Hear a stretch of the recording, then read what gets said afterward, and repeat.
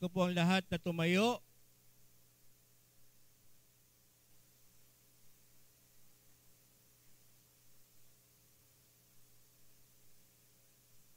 Kuya Lawrence, paki-flash natin ang Romans chapter 12, verses 1 and 2. Book of Romans, Aklat ng Roma, 12, 1 hanggang 2.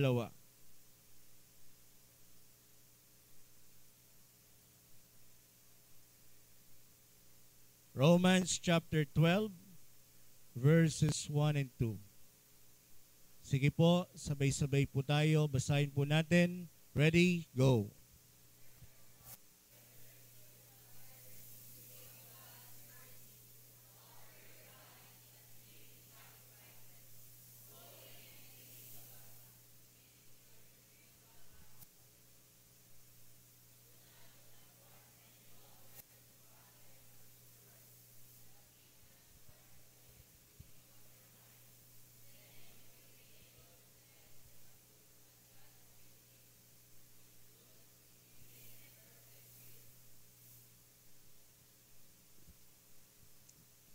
Ang Diyos po magpala sa kanyang salita, tayo po'y manalangin. Aming Ama, mapagpala sa lahat. Dalangin po namin ang iyong mga salita ngayong umaga. Ito po'y makapangyarihan na titimo sa aming mga puso. Palalakasin ang aming pananampalataya. Itutuwid ang aming mga maling gawain. Dalangin po namin ang isang maayos na kapaligiran, ang iyong banal na Espiritu, at anuman pong hadlang gawa ng kaaway aming sinasaway sa makapangyarihang pangalan mo, Jesus. Ang mga alalahanin, ito pong lahat ay amin ang isinuko sa iyo. At alam namin na ikaw po ang tutulong sa aming lahat ng sitwasyon at pangangailangan. Salamat po, O Diyos. Angkin namin ang magandang bagay na gagawin niyo sa aming kalagitnaan. Ito po ang aming dalangin sa pangalan mo, Jesus. Amen. You may be seated po.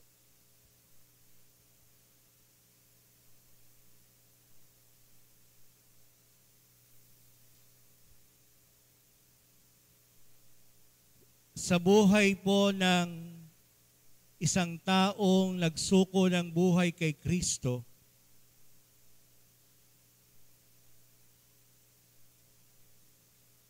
sa ating paglago sa Panginoon,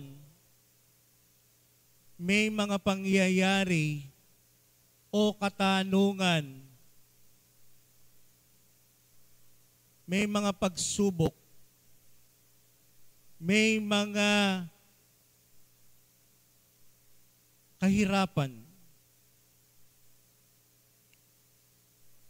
Minsan ba'y natanong mo na sa iyong sarili, kalooban ba ng Diyos ang paghihirap ko ngayon? Kalooban ba ng Diyos itong nararanasan ko ngayon?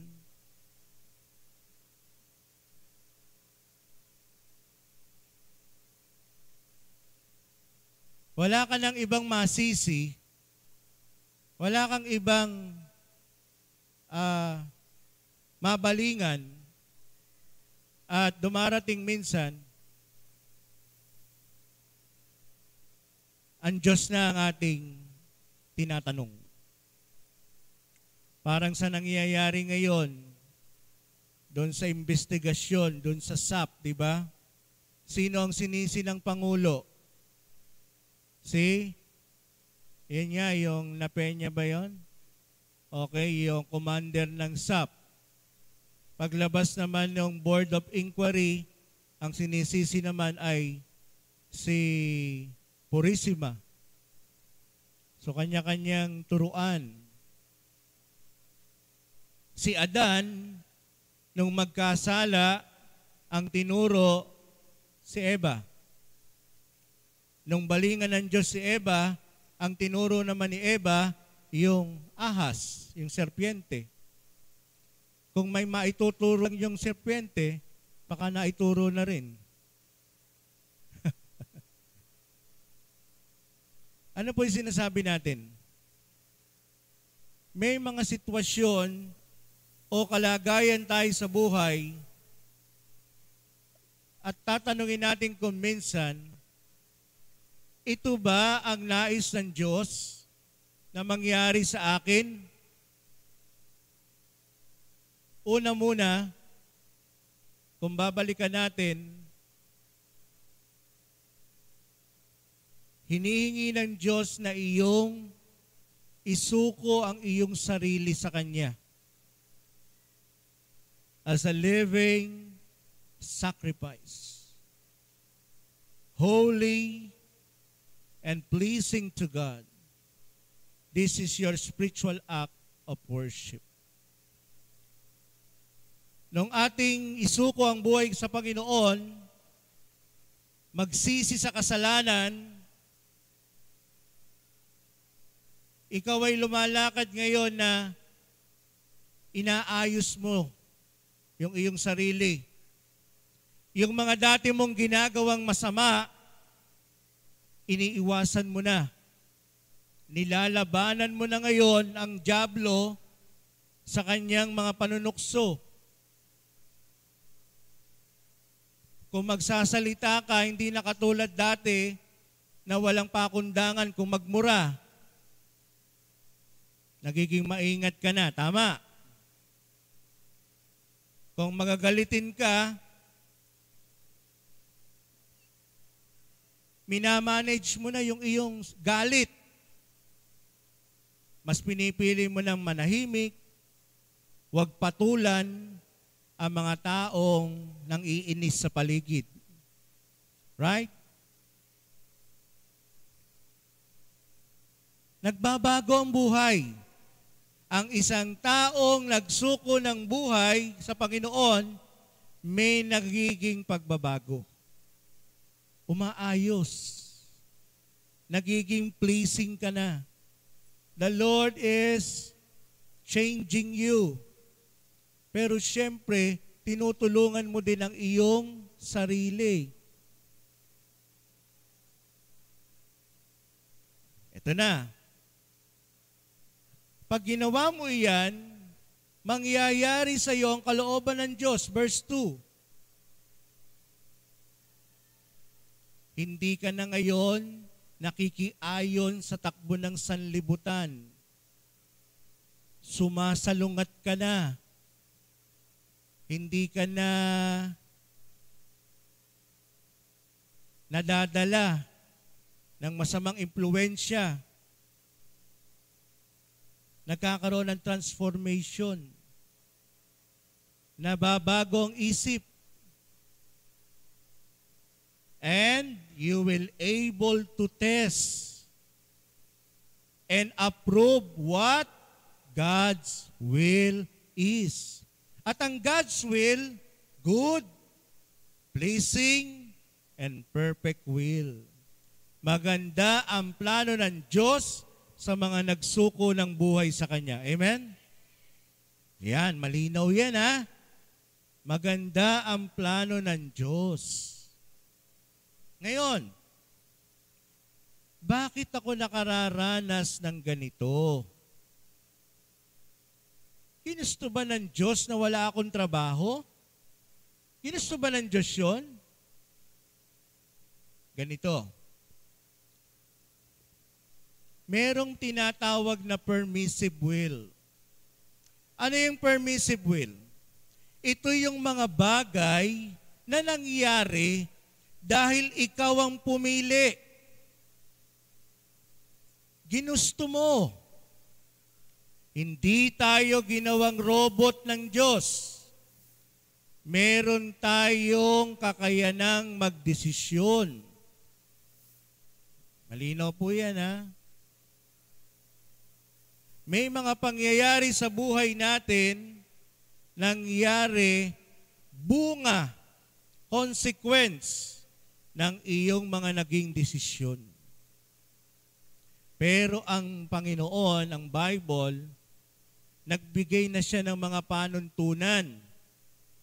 guidelines, mapa, para wag tayong maligaw. Pero minsan, gumagawa tayo ng sarili nating mapa. Hello? Kunyari, pure gold. Barangay. Pero minsan ginagawa natin, iniiba mo, doon ka dadaan sa Javier. Pagdaan mo ng Javier, lalabas ka ng Muson. Tsaka ka pupunta ng pure gold. Sino nagpahirap? Sino nagpahirap? Tayo. Kasi hindi ka sumunod doon sa mapa ng Diyos. Gumawa ka ng sarili mong daan. Nakuha po natin, ganyan mang nangyayari. Hindi ka sumunod doon sa pleasing, good, and perfect will ng Diyos. Mga kabataan, may panuntunan ng Bible. Kung kayo'y papasok sa relasyon, piliin nyo yung may takot sa Panginoon. Hello? Natulala kayo. Daniel, hindi lang basta maganda. Ha?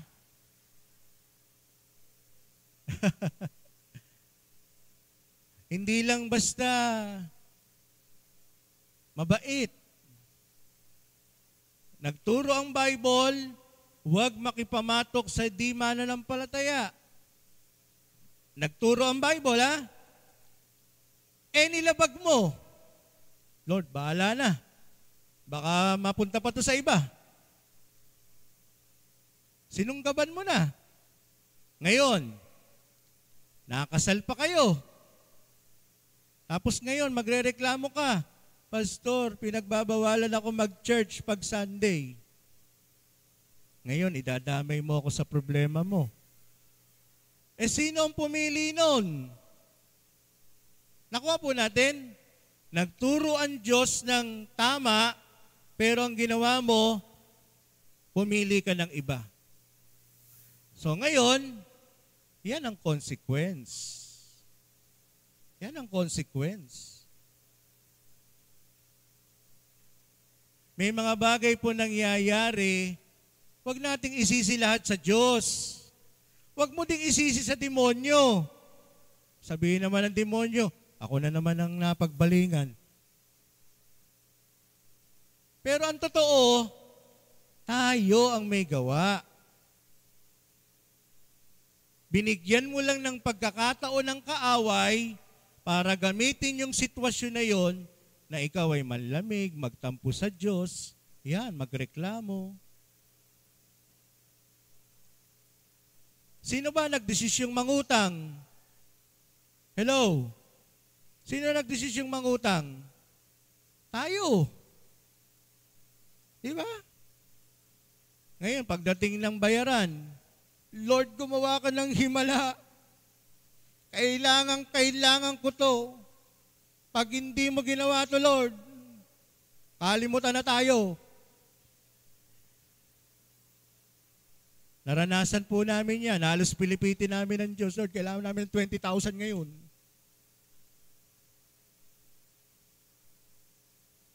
Sino nagdesisyong mangutang?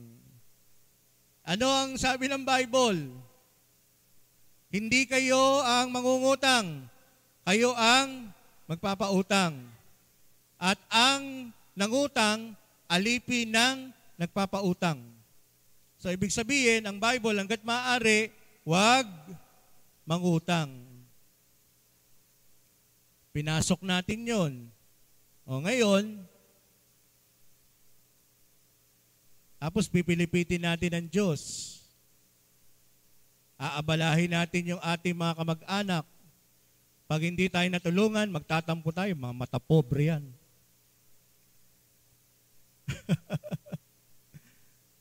Tama, mali.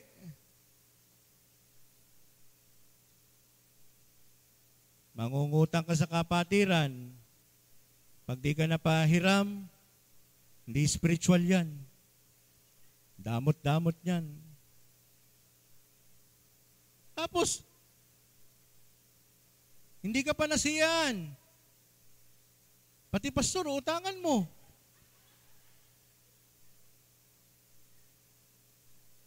Ganun lang. Ito po sinasabi natin. Nakukuha po natin, ang will ng Lord maganda. Tama.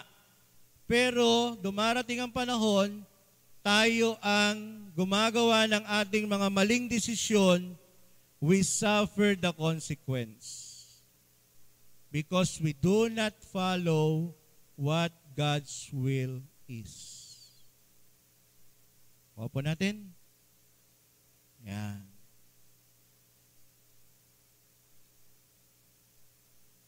Ano pa? May mga pagkakataon po, nagsasuffer tayo, dinadaanan natin ang isang mahirap na sitwasyon kasi nilabag mo ang law of nature. Law of nature. Ano po yun? May mga bagay na hindi natin pwedeng pigilan. Katulad, nagpakasal ka, June. Ano ang weather natin dito pag June? Maulan. Nung wedding day mo, ang lakas ng ulan. Oh Lord, patigilin mo tong ulan. Hayaan mo nang umulan sa ibang lugar, wag lang dito. Hello? Nagtakda ka ng isang okasyon na alam mong maulan. Tapos, yun nga, sisisihin mo na naman ng Diyos, Lord, bakit ba naman ngayon pauulan? Alam mo naman taon-taon, pag June, maulan. Sino na naman ang sinisi? Si Lord. Kung ayaw mo palang maulan ang kasal mo, dapat ginawa mong April o ano. Ha? Kaya Ariel, alam mo na kung April ang maganda, birthday mo pa. Isa pa, Lord, niloob mo ba ako na hindi na makapag-asawa? Oy, wala akong sinasabi si Ariel, ha? Ganito. Lord, bakit ganito? Bakit ganon? Maaring may ibinigay na ang Diyos, pero ayaw mo. Maaring may ibinigay sa iyo, pero ayaw mo nun. Lord, ganito gusto ko. So, kung yun ang gusto mo, so may mga pangyayari na baka ibinigay na ng Diyos sa'yo, pero tinanggihan mo. O hindi si Ariel ang tinutukoy ko, ha? Kayo, hindi rin si Marisa yon. Iba yon, taga-ibang church yun. Ganito, general po ito. Baka may ibinigay ang Diyos sa atin, pero tinanggihan mo. Kumbaga naging ano ka, hindi ito yung gusto mo. Ganun lang. So ang Lord naman, sabi ko nga sa inyo, hindi tayo ginagawang robot. Okay. Pero yun nga lang, ang consequence nun, tatagal. Tatagal. Kumbaga, ito na yung deliver niya, ayaw mo, mag-aantay ka na naman ng another production. Ganon din, trabaho. May ibinibigay na trabaho. Choosy ka. You missed the opportunity. Pero, nagbigay na ang Diyos. Kaya lang, tinanggihan mo. Ang gusto mo agad, managerial eh. Ang gusto mo, sa opisina. So may dumating Nawala kasi tinanggihan mo. Naging choosy ka. Nakukuha po natin, may mga pagkakataon, ibinigay na. Kaya lang, masyado kang mapili. Hindi mo alam na doon sa trabaho na yon, sa una mahirap, pero doon ka ipopromote. Hello? Si David ba, hari agad? Saan muna siya nilagay ng Diyos? Mag-alaga ng tupa. Shepherd boy. Tinraining muna. Ipagtanggol ang mga sheep sa mga leon at oso.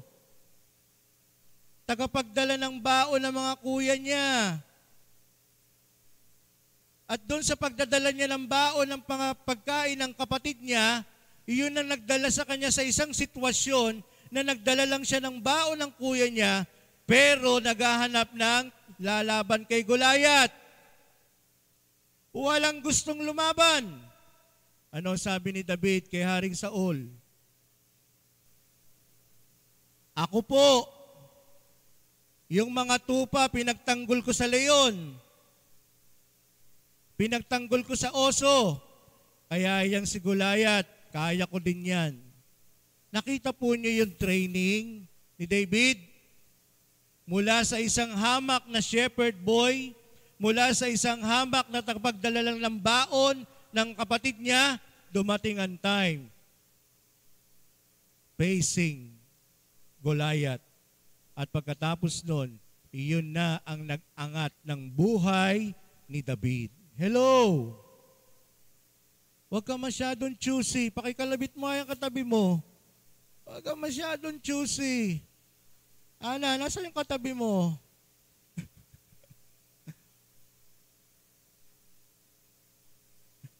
Lord, bigyan mo po kami ng makakain. Yung kapitbahay nagdala ng gulay. Ayaw mo naman. Pasensya ka. Hello? Nagdala na nga ng pagkain, choosy ka lang eh. Ayoko niyan.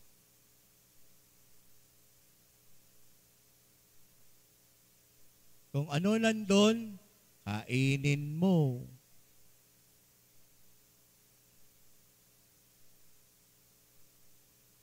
Hello? Kung pwede lang kumanta ang Diyos sa atin. Ako ang nakikita, ako ang nasisisi. Ako ang laging may kasalanan. Pagising pagising pa lang, bumbuhay to. Di ba? Mga kapatid,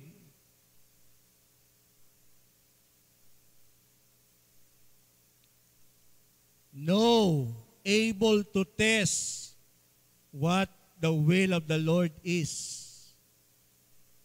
Verse 2. Mga kapatid, una, nangyayari ang bagay na iyon kasi merong kang nilabag, spiritual law. Hello? Meron tayong nilabag, spiritually. Kaya may consequence. Remember, ang sin laging may consequence. May kabayaran. Nung tanggapin natin ang Panginoon, binayaran na po ni Jesus yung kabayaran ng kamatayan sa impyerno. Pero yung consequence niyan dito sa lupa, effective pa rin the moment we violate. Nakiapit ka, may consequence yun.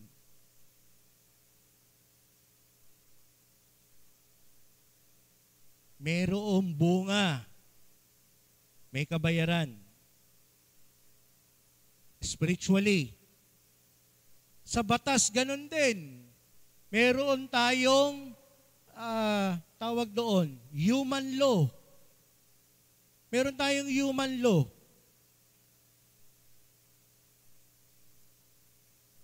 So kung magdadrive ka ng walang lisensya at nahuli ka, sino may kasalanan?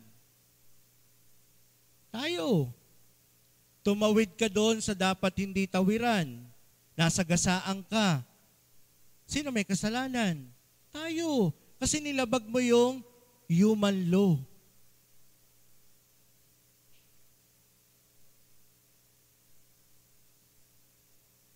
Kawawa naman siya. Batang-bata, namatay na. Kasi nga may overpass, pero saan gusto tumawid? Doon sa ilalim ng SM. Kaya nga may overpass eh. Saan mo mas gustong tumawid? Sino yung aaminin minsan, ginawa mo yun? Umamin, Lord, tamaan ng kidlat ang mga nagsisinungaling.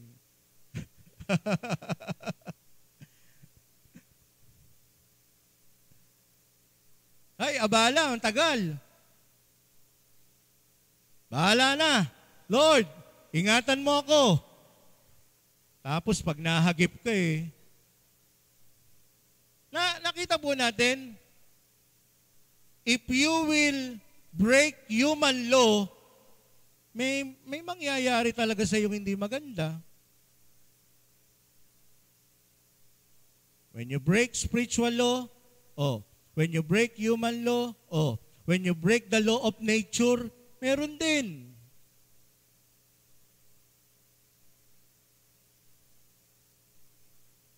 O kunyari, nalunod.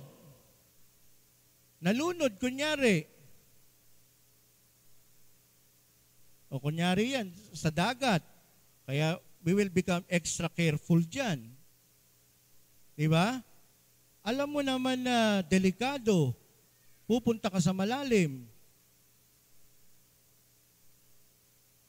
Sino naghanap ng disgrasya? Tayo. Sinabi ng masama ang mag-drive ng nakainom. Ipipilit mo pa rin.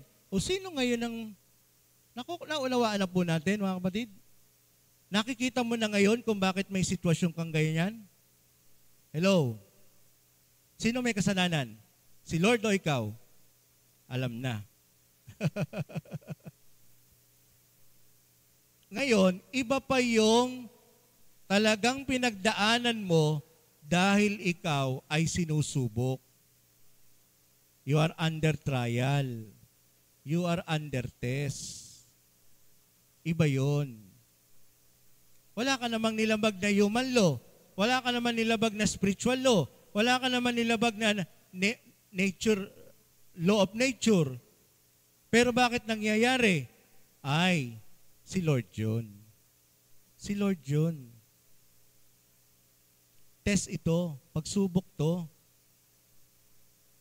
Yan.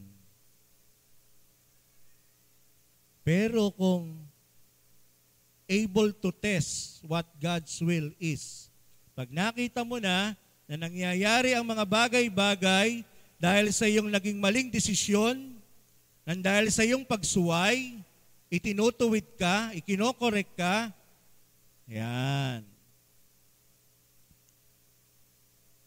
So ngayon, kung yan ay dahil sa iyong sariling maling desisyon, tutulungan pa rin naman tayo ng Diyos. Umamin ka lang. Humingi ng tawad. Tutulungan pa rin tayo ng Diyos. Pero kailangan, aminin mo. Humingi tayo ng tawad. Lord, nagkamali ako. At hindi ko nagagawin itong muli. I will never commit the same mistakes again. Amen? Ganun naman ang Diyos eh. Hindi ka niya pababayaan. Tutulungan ka pa rin niya. Pero, umamin tayo. Hingi tayo ng tawad. At, hingi natin ang tulong niya. Okay? Nagrereklamo ka. Ang hirap ng buhay. Ang tanong, ilan ang anak nyo? Mr. Medi, dumating ba yun? Nagreklamo kayo? Ilan na sila nun? 4, 5? Tapos ginawa nyo pang 9. Ayos.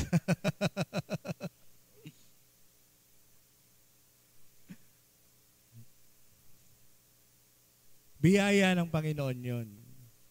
Pero, hinarap nila talaga, I believe, hinarap nila si Sir Medi at Brother Johnny, talagang yung pagtitiis. Hinarap nila yon. They pay doon sa kanilang naging desisyon na mag-anak ng marami. Ngayon, kung hindi mo kaya yon, huwag ka na mag-attempt.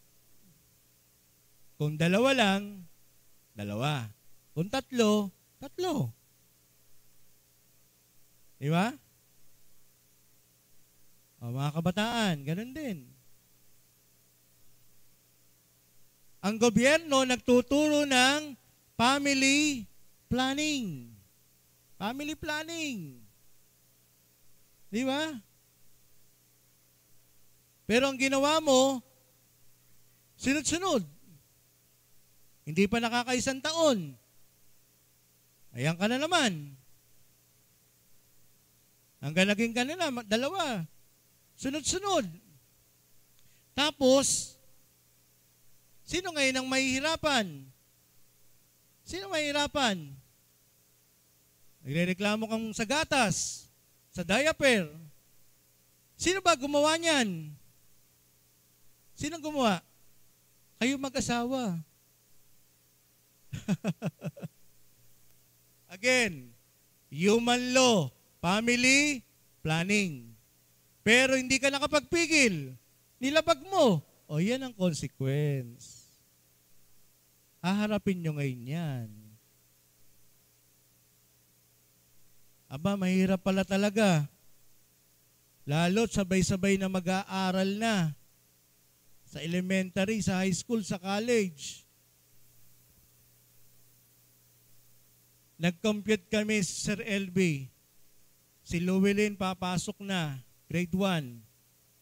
Si Dominic, mag-grade 9. Si Susain, mag-grade 5. Puro private school. Si Susain, praise God, 100% free ang tuition sa Philippians. Blessing yon.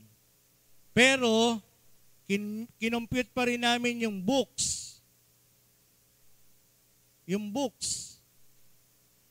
Silang 3, nasa 15,000. Books ng 3.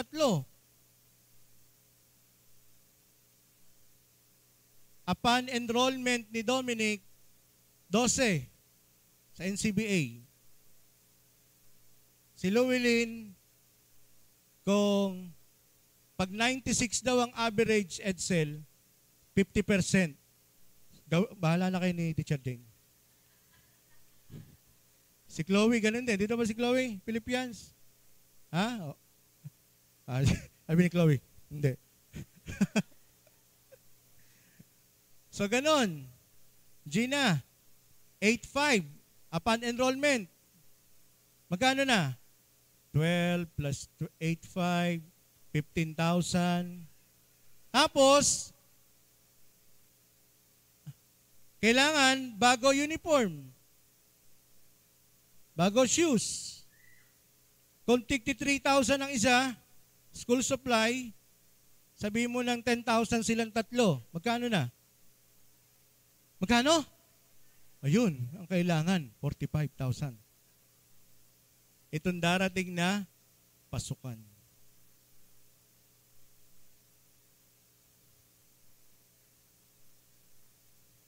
So nakita natin, ano? Wala pang college yan. Wala pang college. So, dahil kami may gawa dyan, kailangan harapin namin ang responsibilidad. Ngayon, kung hindi namin kaya, we'll have another alternative.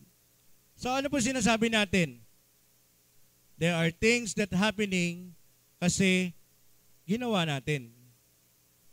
So, ang kailangan na lang natin gawin, nandyan na yan, hingin ng tulong ng Diyos, pero wag mo siyang sisihin. Wag mo sabihin na ginusto niya mangyari yan sa iyo. Hindi ginusto ng Diyos na mahirapan tayo. Bunga lang yan ng ating mga desisyon sa buhay. Pero makakaasa tayo, pag ibibigay natin ito sa Panginoon, tutulungan niya tayo. At matapos tayong tulungan ng Diyos, huwag na tayong umulit pa.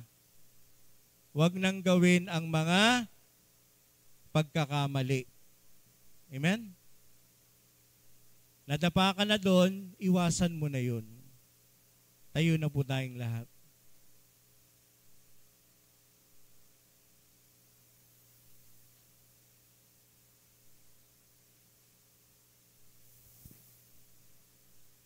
Tawagan po natin ang ushers. Please distribute yung ating pong elements of bread and wine. At habang hawak na po natin,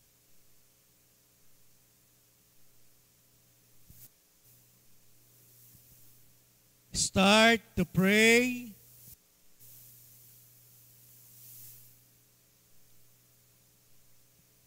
Tingnan mo ngayon ang iyong sitwasyon. Ang iyong mga pinagdadaanan.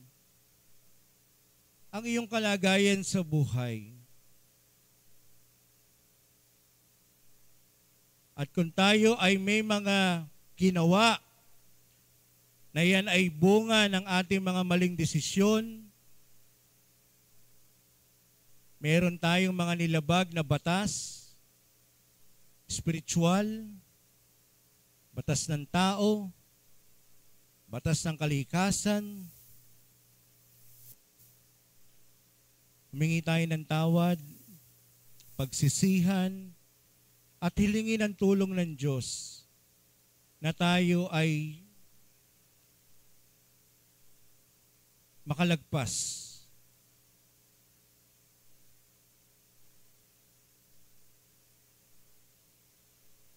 at hindi na muling gawin ang mga kamalian sa ating buhay upang maranasan natin ang maganda, kaaya-aya na plano ng Diyos sa ating buhay.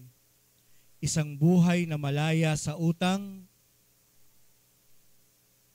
isang buhay na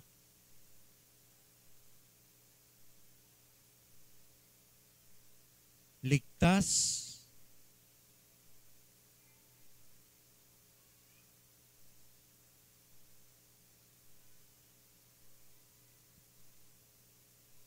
maging mapagpasalamat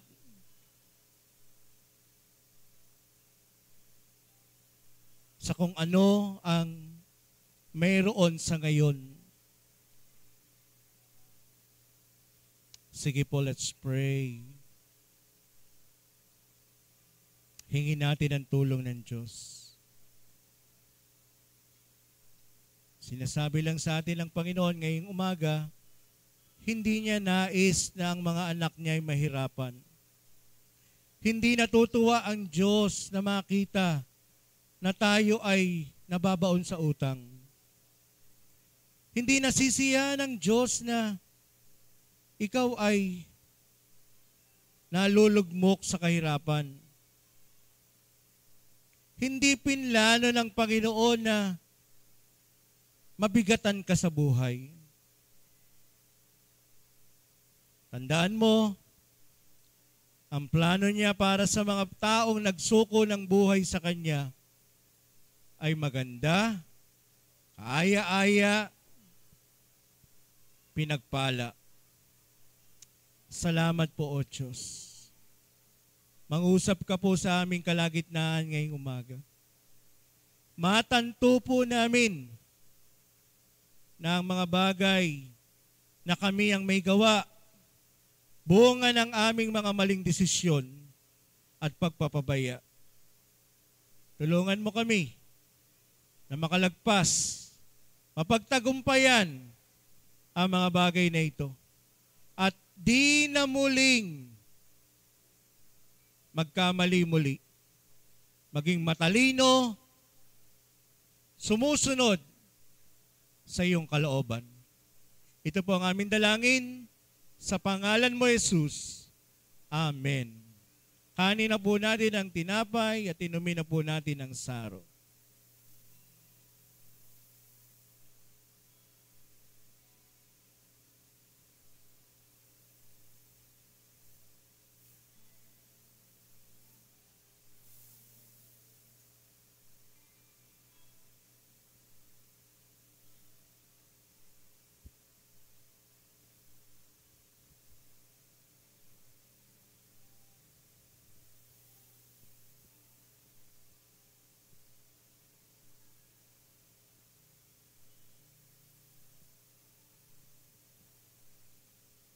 Let's sing, Lawrence, yung Lord, I offer my life to you.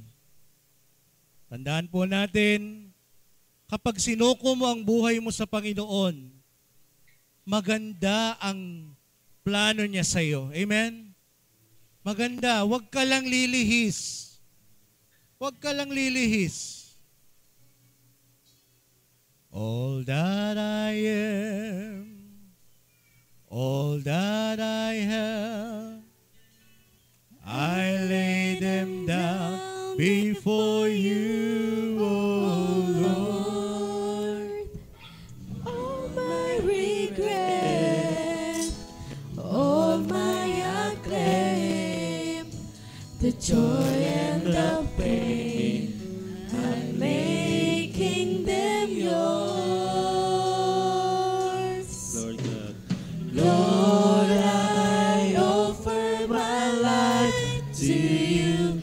Everything I've been through, use it for your glory. Lord, I offer my days to you, lifting my praise to you as a pleasing sacrifice. Lord, I offer you my life.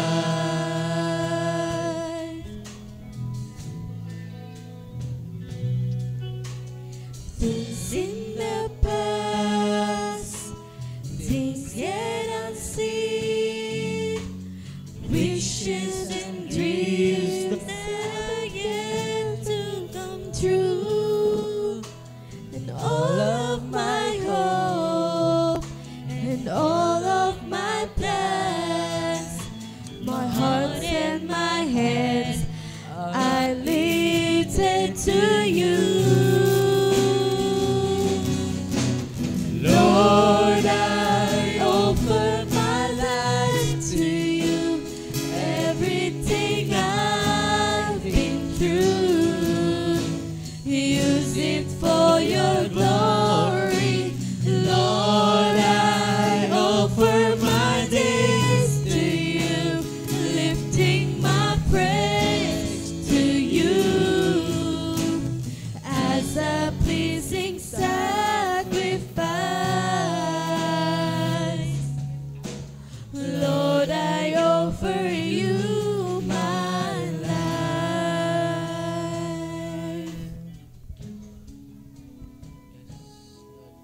Bago po tayo lumabas, see to it talagang in-offer natin sa Panginoon. Talagang binigay mo sa Kanya. Kasi, kung hindi mo naman talagang binigay,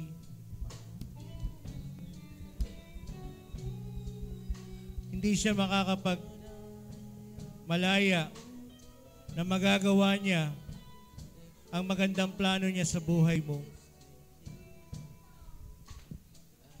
Talaga ba na binigay mo sa Kanya? Na kanino ang susi? Nasa Kanya o nasa iyo? Hindi po pwede, Brother Edward, hindi pwede, diba, na may sasakyan ka, diba? Kunyari ako si Jesus. Edward, akin na yung susi. Ay, hindi Lord. Akin to eh. Bubuksan ko lang pag gusto ko. Pag ayaw ko, hindi pwede. Hindi po pwede ganon. Pag ibinigay natin ang buhay sa Panginoon, Lord, eto susi. Eto susi, Lord. I give you the authority. Pasok ka sa buhay ko. Papasok ang Panginoon. Kasama doon sa susi, lahat. Pati kwarto mo, nandun din. Papasukin niya yon. So hindi po pwede, Lord, I offer my life to you, pero hawak ko susi. Hindi pwede. Naunawaan po natin, when we decide to give our lives to the Lord, Lord, I surrender. You have the authority. You have the ownership. Ikaw, Panginoon, ang bahala. Ganyan ba? Ganyan na ba? Aawitin natin ali yung chorus, ha? Bigay mo na yung susi. Pakisabi sa katabi, bigay na natin. Bigay na natin sa Lord. Pakialaman niya na lahat. Pag tayo, wala nangyayari. Lord, I offer my life to you. Everything I've been through, Use it for your glory. Lord, I offer my days to you, lifting my praise to you as a pleasing sacrifice. Lord, I offer you my life. praise God. Hallelujah. Mga kapatid, as we close, pakiusap po natin, every one of us, maging pusher po tayo. Anong pusher? Itulak natin ang ating mga kapatid na lumago sa Panginoon. Hello?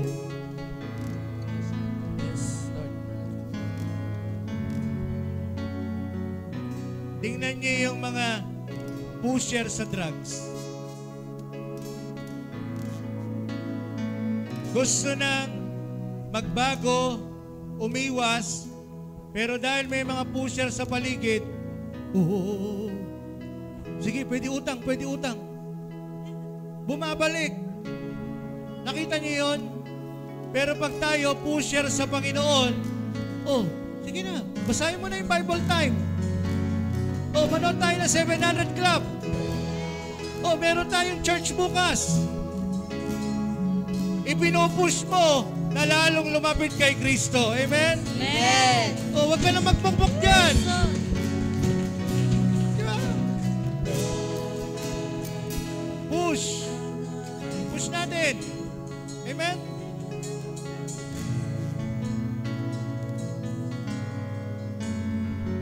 Encourage.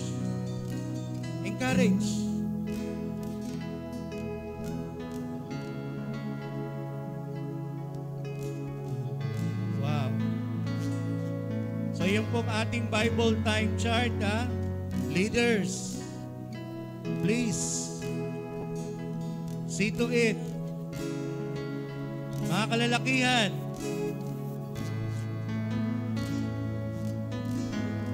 ang Deborah, nakita nyo, maganda ang kanilang pinupush nila ang isa't isa.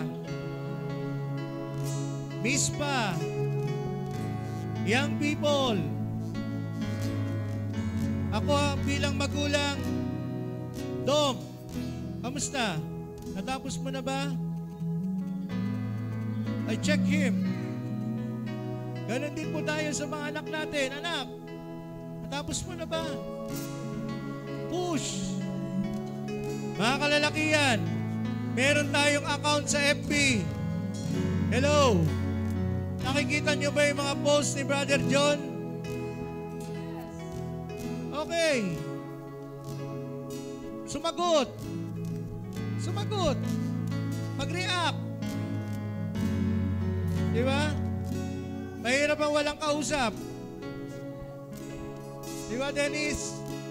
Yung mga kahit palike-like na gano'n, okay. Pero kung pwede ka namang mag-react, mag-react. Di ba? Yan. Push natin ang isa't isa. Hallelujah. And in closing, Kathleen, paki-flash ang Deuteronomy 28 verse 8. We will release this blessing before we depart. I-catch po natin ito. Receive it by faith. The blessing of Deuteronomy chapter 28 verse 8. NLT. Alam mo ba yung Kathleen? New Living Translation. Everybody raise your hands. Let us taas natin ang ating kamay sa Diyos.